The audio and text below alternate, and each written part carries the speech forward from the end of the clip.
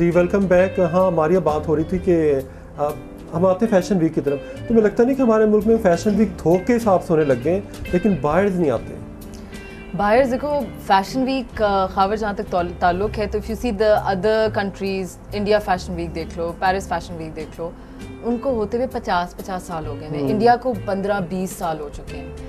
अब बायर्स, एक तो रिसेशन है, world all over the world is a recession, ऊपर से मुल्क के हालात क्या हैं। पाकिस्तान में बायर्स आना बहुत मुश्किल है।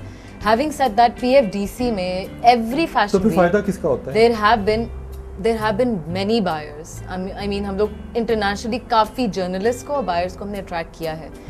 फ़ायदा फैशन वीक का ये होता है कि सबको पता चल जाता है spring summer autumn winter collections क्या होती हैं, डिज़ाइनर्स किस तरह का काम कर रहे हैं, इंटरनेशनल ट्रेंड्स पे हम काम करते हैं। हम शलवार कमीज़ नहीं बनाते, हम लोग ये कहते हैं कि थोड़े से वेस्टर्न एंड इंटरनेशनल ट्रेंड्स हम लोग दिखाएं। एंड एक बड़ी उससे ना हो जाता है कि साल में, वरना तो अगर हम बैठे रहे मुझे कौन रोक सकता था?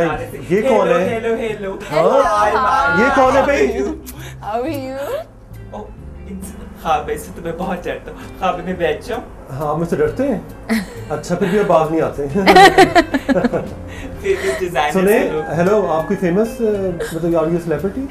हाँ सेलिब्रिटी बनने में कौन सी देर लगती है, you know. Red carpet attend करो, वहाँ पे उल्टे सीधे कपड़े पहन के जाओ, अपना हुलिया जो है बर्बाद करके जाओ, संडे मैगजीन के अंदर अपनी तस्वीरें खिंचाओ, तो आप सेलिब्रिटी तो बन गए। अच्छा ये कोई आसान फॉर्मूला है?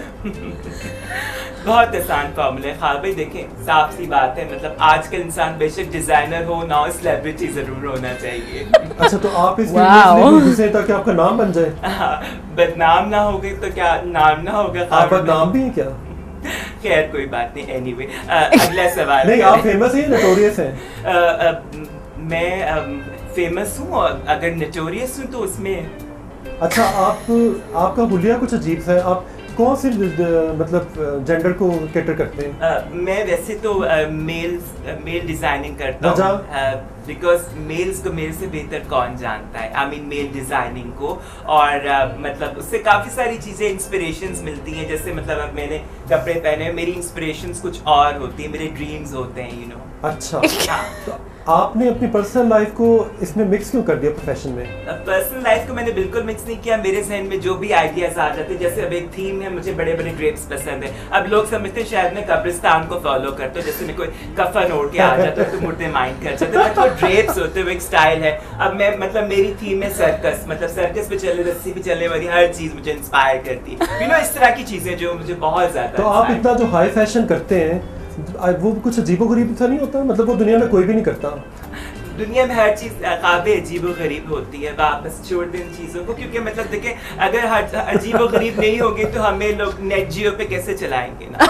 ऑब्वियसली हमें हर चैनल पे चलना है। अच्छा मुझे बताएं, आपके फैशन वीक में कैसे एंट्री? क्या आपने फेमस होने के लिए डिजाइनर बने थे? मैं फेमस तो ऑब्वियसली मैं हूँ ही, तो सारी दुनिया जानती, मारिया भी जानती। फैशन वीक में क्या है खाबा भाई? फैशन वीक में तो सिर्फ ये होता है। अरे छोड़ो, तुम तो हर मशहूर डिजाइनर को अपना दोस्त बना लेते, इसलिए तुम फेमस हो गए हो। खाबा भी आप रहने देते कि फैशन वीक में आप पैसे देते हैं, अपने 4 ड्रेसेस जो है वो देते हैं, तो आप वहाँ पे चले जाते हैं। जी नहीं, ये कतन गलत बात है। फीस भी जब तक फैशन काउंसिल सेलेक्ट नहीं करती ना किसी को, तो कोई नहीं आ सकता। ऑब्वियसली टैलेंट है तो तब लोग सेलेक्ट करेंगे ना, ऐवी नहीं होकर आ सकते। टैलेंट तो हम लोग टैलेंट तो होता है, हम इतना टैलेंट है। क्या टैलेंट तो मारिया में भी बहुत है। और बेसिकली बिकते खाबे देखे आपने जो मैंने पहना हुआ, दुनिया कोई अब जिस तरह से इस रात के अंधेरे में तो ऑब्वियसली अब कोई ये कपड़े नहीं पहनेगा, लेकिन देखिए जहाँ मैं जाऊँ वहाँ पे लोग मुझे मेरे पीछे आते हैं, मेरे पीछे चीलें पड़ती है, मेरे पीछे कौवे पड़ते हैं, तो सो व्हाट इंस्पिरेशन होती है। आपके बाल अक्सर यूं खड़े होते हैं जैसे आप स्कूटर में बैठ के आए और बड़ी तेज कोई आंधी चल रही थी। खाबे भाई प्लीज इसको रहने दे, पर्सनल रिमार्क्स जो है वो मत करें। हम आपके घर में आपके गेस्ट हैं, तो यू नो। सुने, आप मेरे गेस्ट नहीं है, आप जबरदस्ती मतलब एरिया में घुस आए। नहीं, एरियाज में आपको तो आदत है जबरदस्ती हर जगह घुसने की, और हर जगह जहां आपको 4 कैमरे नजर आते हैं वहां पे जाके खड़े हो जाते हैं। तो कैमरा तो मैं खुद ऑब्वियसली कैमरे से तो फ्लर्ट करना मुझे अच्छा लगता है खाबा भाई ना। अच्छा एनीवे बात हो रही थी फैशन। आप सिर्फ कैमरे से फ्लर्ट करते हैं? फिलहाल तो इस वक्त कैमरे से फ्लर्ट हो रहे हैं। आप बहुत खाबा भाई ओपन क्वेश्चंस करते हो। अच्छा है, मुझे पसीना। सुने, आप हमारा प्रोग्राम प्लीज चलने दें। आप जब फेमस फेमस हो जाएंगे ना, जब कोई तुक्का काम करके और काम से फेमस होंगे ना, तब हम आपको बुलाएंगे, ठीक है? क्यों मेरे पीछे पड़े रहते? मुझे माइग्रेन स्टार्ट हो गई है। I think Maria I should leave now. Okay, good for us. Hi, me. Bye. You're so Hope for the mean. best. Too much. Okay Maria वैसे एक बात से एक लिहाज से सही भी है। हमारे यहाँ लोग पढ़ते हैं डिग्री लेने के लिए, अब सिंगर बन रहे हैं तो फेमस होने के लिए। हमारी पूरी जो कौम है वो कॉम्प्लेक्स का नहीं शिकार हो रही। मतलब कुछ मैंने देखा कि लोगों के पास टैलेंट नहीं है फिर भी डिज़ाइनिंग में, फोटोग्राफी में और इस तरफ ऐसे घुसते हैं जैसे वो लगता है कोई ग्लैमर से भरी कोई दुनिया है और पता नहीं क्या है, और इन लोगों ने काफ़ी गंद मचाया हुआ है। Yeah, it's true because पिछले सालों में जब से fashion has really taken off, her field में related to fashion हर दिन एक नया कोई नाम निकलता है। But I think at the same time because fashion school खुला है, young talent भी आ रहा है, तो उनमें से कोई बहुत talented लोग भी हैं, जिससे अगर आप देखें अली ज़ीशान जैसे या आकिफ महमूद जैसे जो young talent निकल रहा है वो इन्हीं young graduate से निकल रहा है और जो PFDC के platform से निकले हैं। But yes, at the same time there are unfortunately her field में होता है कि कुछ सही लोग होते हैं, कुछ अजीब से होते हैं, कुछ एमी आ जाते हैं, वो नॉट दैट टैलेंटेड, कुछ बाकी टैलेंटेड होते हैं, पर जो नॉट दैट टैलेंटेड होते हैं वो ज़्यादातर चलते नहीं हैं, 2-3 साल बाद खुद ही ख़त्म हो जाता है। अच्छा, आपकी जो कौंसिल वो लाहौर में होती है, ठीक है, यहाँ के 2 बड़े डिज़ाइनर हैं, आपको पता है वो कौन है? एक वसीम खान और फिर नीलोफर शाहिद। वो इस कौंसिल का हिस्सा क्यों नहीं बने? Wasim he was never part of I think he never even came, 1-2 दफ़ा शायद शुरू में meeting, but I think he is very reclusive and वो ज़्यादा ना लोगों से मिलते हैं ना वो ज़्यादा इसमें इन्वॉल्व होते हैं। जहाँ तक नीलोफर आपा का है, I think she was with the Karachi council में जो थी, she was the board member I think, but I think she is resigned. उनका मुझे सच नहीं पता व्हाट हर मतलब उनकी इतनी बड़ी कंट्रीब्यूशन है, वो कहाँ कहाँ पहुँच गई, और जो सही फैशन के ऊपर रिसर्च है उस औरत ने जो कर छोड़ी है, मतलब जबकि वो ग्रेजुएट भी नहीं स्कूल से, मतलब कि किसी भी स्कूल से, अपने ओन पे एक डिज़ाइनर है जिसने हमेशा एक थीम के ऊपर काम किया, जो भी किया, लेकिन वो उसको नहीं होना चाहिए था। इस तरह के बहुत हैं। अगर आप क्या कोई इशू थे? खबर अगर आप देखें कराची में भी बंटो काज़मी है जो किसी काउंसिल में नहीं है, वो भी she is a legend. I mean उनकी जितना आई थिंक उनका बिजनेस होता है in Karachi just in bridals, there is hardly anybody in Pakistan. तो इस तरह के हैं लोग who are not interested, they are happy doing what they are doing. Wasim है, इवन जो हमारे एक और हैं तौफीक हुसैन, वो भी हैं। Again he is such a nice person but he is not interested in this. I think the council is for, अब जितने आप देखें all the players are the younger lot because we are the ones who are taking it forward। अब सारे जो older हमारी हैं generation वो हमें support कर रही है, हमें कह रही है कि go forward and take Pakistani fashion to the next level। तो कुछ personal choices भी होती हैं I guess, कुछ लेकिन as such कोई लड़ाई किसी से नहीं है। लेकिन आपकी कौंसिल की सबसे अच्छी बात ये थी कि आप लोगों ने मिलकर एक मल्टी ब्रांड स्टोर भी बनाया जिसमें तमाम डिज़ाइनर अपने कपड़े एग्जिबिट करते हैं और उसको प्रमोट जो है आई थिंक लिबास की जो सैर साइकिल है वो करते हैं। नहीं, प्रमोट PFDC भी करता है। PFDC करता है, अच्छा। Because it's not, लेकिन ये ट्रेंड तो उन्होंने शुरू किया था ना, मतलब आइडिया जो भी है। The idea was ours. The PFDC came up with the first multi-brand store. उससे पहले थे काउंसिल ओल्ड नहीं थे, जैसे लेबल्स हमेशा से था। अच्छा, इस काउंसिल का ये जो ट्रेंड था मल्टी ब्रांड स्टोर का, ये इतना फिर फैला कि अब लाहौर, कराची और इस्लामाबाद, इवन ये कि दुबई में भी कुछ लोगों ने मिलकर खोले हैं और लंदन में भी। हाँ, मैंने कुछ सुनने में आ रहा था। हाँ। और ये फैशन वीक होना शुरू हो गए।